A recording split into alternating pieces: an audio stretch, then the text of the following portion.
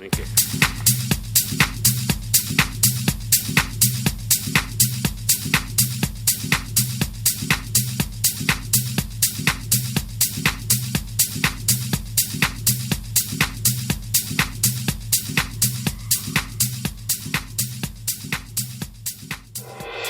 The new normal, where reinventing the global economy is about serving the many, and traditional thinking makes way for the disruptors, where people, process, and technology come seamlessly together.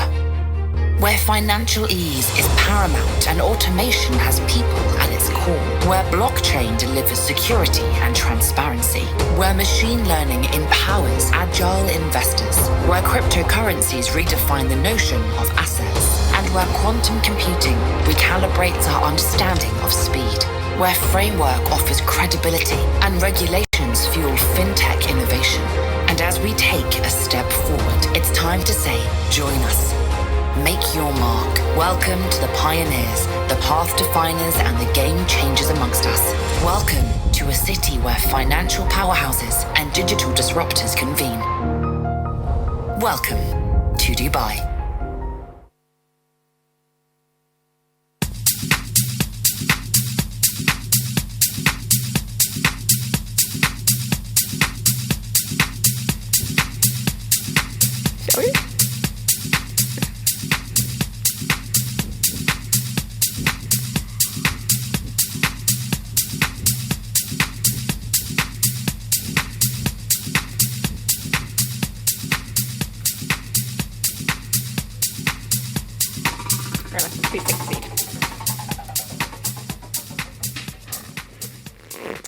A very good afternoon to all of you. Please help me welcome Rola Abu Manneh, who is the CEO of Standard Chartered Bank UAE. This afternoon we are addressing and unpacking sustainable finance. Now, any of you who's kept an eye on the UAE would know that it is leading the charge on all things sustainability. We've seen quite a lot of achievements in the green space. We have seen quite a lot of strides in the transitioning from hydrocarbon dependency to everything green. And Rola will be quite keen to let us know what this means for this finance space. In fact, sustainable finance becoming mainstream in how businesses operate across the board.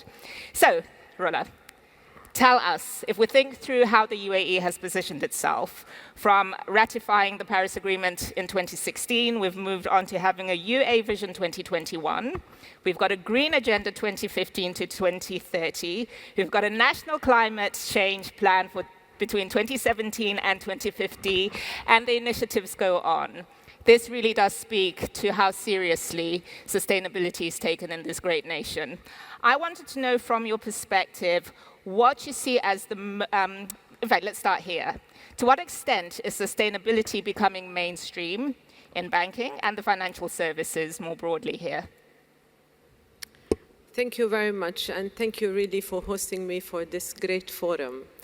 So if I look at sustainability, it is a hot agenda item for most of the banks in the financial sector. And definitely when at the home of the UAE, it also aligns very much with what the UAE government has been doing. And what we've been seeing is there's a lot of innovation coming up. So if we look at the products, and the clients are really looking at the ways they do their operating model. They want to invest more in sustainability. And if we look at the most innovative products that have come up would be transition finance, where you work with the clients on with technology moving ahead. It enables us to look at technology where investing in hydrogen as well as renewables, and making sure that it is a bankable structure in line with the ESGs, as well as ensuring that you achieve net zero. At the same time, if you look at the regulators are giving incentives for allocating capital to sustainable finance loans. And hence, that's where you will find more banks lending in sustainable finance. While at that time, also regulators have asked banks to look at their long-term assets and assess climate risk, which was not there as part of the stress testing, because from long-term loans that could be affected by drought or basically high sea level rises. And we have seen in certain markets, if we look at the sukuk, for example, the green sukuks in 2007, when they started, now it has gone to a $1 trillion market. So innovation is building up, and more products are building up in innovation. We're also looking at, if we look at the wealth management side and the investment side, individuals also want to invest in sustainable products. And you will see more of this in the retail and consumer space. And I suppose most people will assume that this is a subject that really becomes a concern for the big institutions. It's interesting that you speak to retail. Talk us through some of the products and innovations in the retail banking space, if you would. So retail, it is a recent comer in the market, where the way you produce your credit card as well, it has to be sustainable, working with your supply chain as well. You have to make sure that they also follow the net zero, because we as a bank, and any bank that aligns with sustainability, they need to make sure that they measure and align with net zero. And that's how you can track it, and you will track it by measuring, managing, and reducing with your suppliers. So if I look at the retail, green mortgages, and we have seen this product launch, and in the UAE, we have seen funds come out that are in sustainable investments, which allows individuals to invest in their wealth management, and part of their allocation would be in sustainable investments. And you will see more, I think, also more on the lending side, loans that could be linked to ESGs according to certain KPIs. Sure.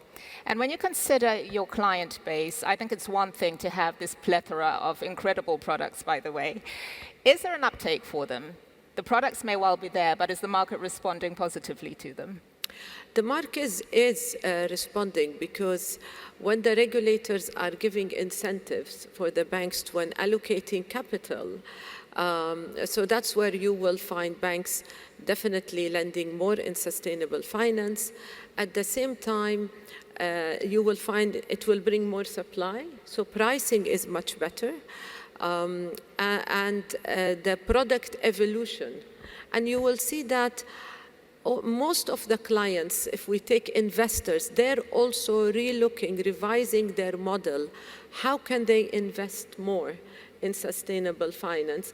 And the pricing will be tighter because of the liquidity available. So there is definitely a growing market. That's most encouraging. The Ministry of Climate and Change, the Climate Change and Environment in the UAE, recently rolled out a sustainable finance framework. And again, as I mentioned earlier, this is really about making considerations, risk considerations and financial considerations mainstream in the ESG space. Talk us through a little bit of the role that Dubai can play as a regional financial hub in kick-starting sustainable investments right across Africa. Yes, I think we have seen the latest announcement by the UAE government, and it's one of the first in the region to achieve net zero by 2050. And this is a great news, because the UAE and Dubai is a hub for the financial institutions and investors. At the same time, and this helps where you will be able to get the capital as well as raise all the financing and the investors. And then Dubai also has another angle, which is its geographical presence and its proximity to Africa. And that is where you will be able to allocate capital in sustainable finance into Africa. and having maybe different types. You would have NGOs, you would also have governments and private sector, because you need all parties to come along, because no party can do it alone, and you need all three to come along to mobilize and bridge the gap. And given the location of Dubai, I think this is very attractive in sourcing and exporting capital into Africa. And for us as Standard Chartered, we're present here. We have deep roots in the region. Similarly, we have deep roots in Africa. We've been very active when it comes to offering sustainable finance transactions across the Africa-Middle East region. And a debate that often comes up in the space of sustainable finance is the extent to which the more industrialized countries are ahead of the curve in terms of being able to use clean energy. Very often you have African countries that are dependent on coal, for instance, and there being very little appetite to invest in non-clean fuels, as it were. I think more broadly, I would be quite curious to understand whether you believe that this is the right direction to take. Are we needing to roll out that consciousness across the globe, regardless of where people might be in their economic cycle? I think, obviously, you will have some customers that are more reliant on coal. And it is a journey and a transition. And that's where you have and every customer have their own, I would say, financing needs when it comes to sustainability. And that's why when you have transition finance, and this is the role as banks we play, is how do we help our customers to transition into ESG-related products, and transition finance would we say into hydrogen or renewable energy. But the more important issue is, do you want to make it bankable and in line with ESG and with the Paris Agreement? And definitely it's a journey. Sure. But it's and customers will need to stick to certain metrics and have these KPIs. And on the issue of bankability, typically long tenors are what put financiers off giving funding, if you like, for the more longer term projects. How is Standard Chartered navigating this space and really balancing the risk profile, if you like, of a financial transaction with its profitability?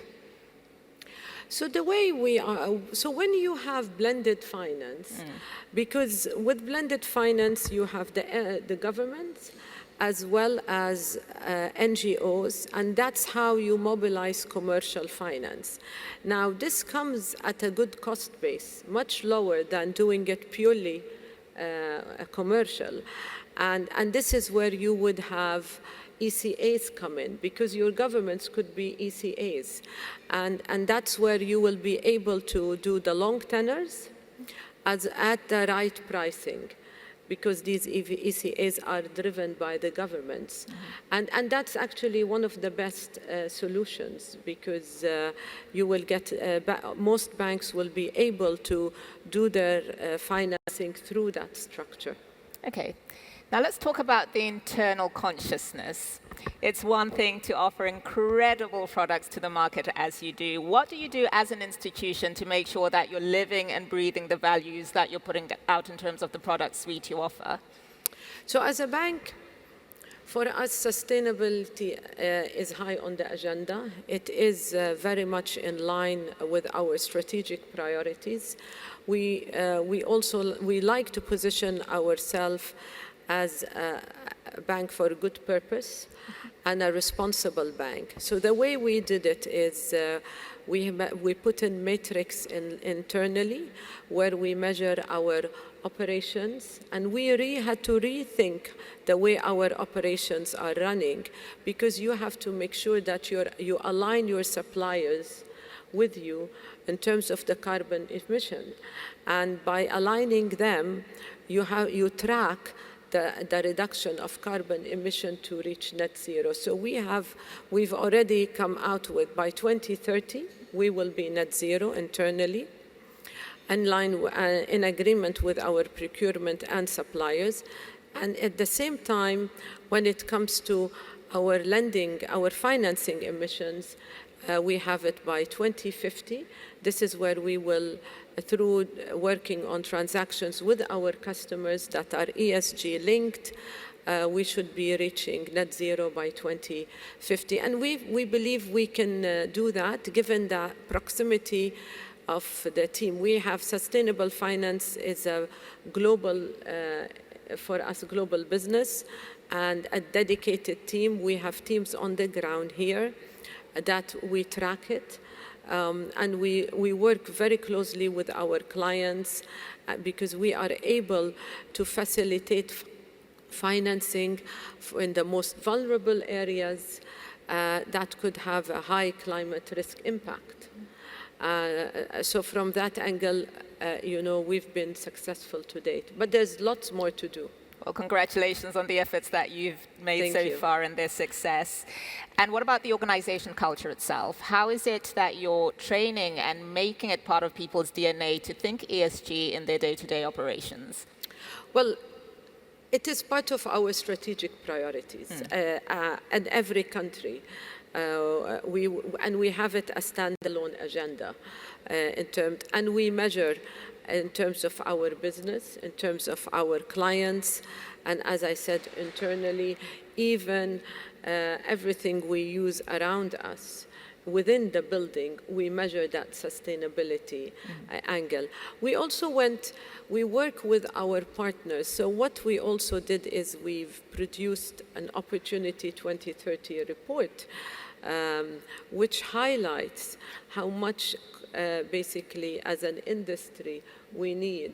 And it also highlights that the governments and the NGOs cannot do it alone, and you need to mobilize the private sector, externally and internally. We are also partners on the Carbon Exchange Index in Singapore, and this is where you trade your carbon emissions. Internally, we have our procurement team. Very rigidly, they measure the carbon emissions, and they are in our balance scorecards. We work very closely to ensure that the suppliers we have are aligned with our agenda. Sure. Okay, so as we start to round up, perhaps you could share with us your views on the extent to which in the ESG acronym, so environmental, social, and governance, a lot of attention is typically paid on the environmental side of the equation. Governance is taken care of, but the social aspect sometimes doesn't get as much love as the other two letters. What do you believe that you may be doing differently in your leadership style to ensure that the social aspects are well catered to across your continental footprint in Africa? So from a social aspect, I think we do a lot. Part of the community services we are doing. We look at also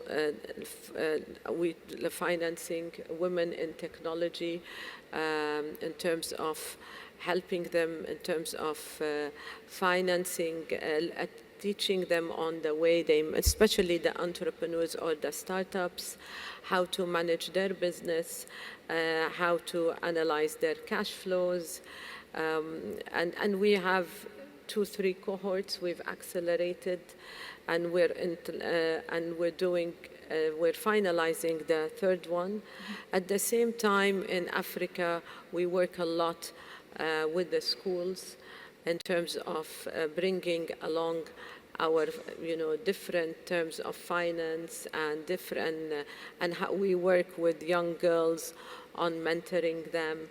And that's more a lot has been done lately now. In COVID, obviously, things have slowed down, but this has already been before just the plain sustainability agenda. We've been doing the social aspect beforehand. Very good. And I'm sure there are many beneficiaries to all the hard work that you've put out there.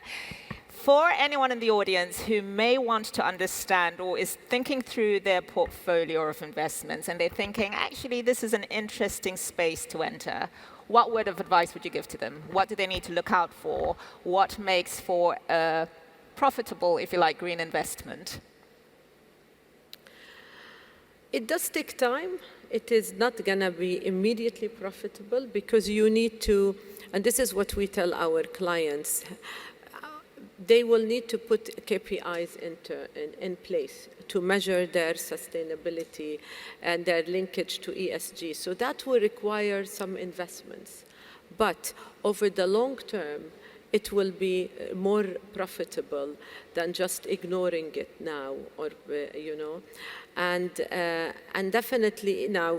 And when you look at your portfolio, if you look at your investors, and more we're seeing it, there is a demand from investors or shareholders. When they come to invest in any company, they will ask how much of that company's mandate is into sustainability. So it is always better to start early because it's a very evolving field, and you will see more and more products. And as I said earlier, it is not only on the financing side, it is now expanding in the trade finance, in the supply chain.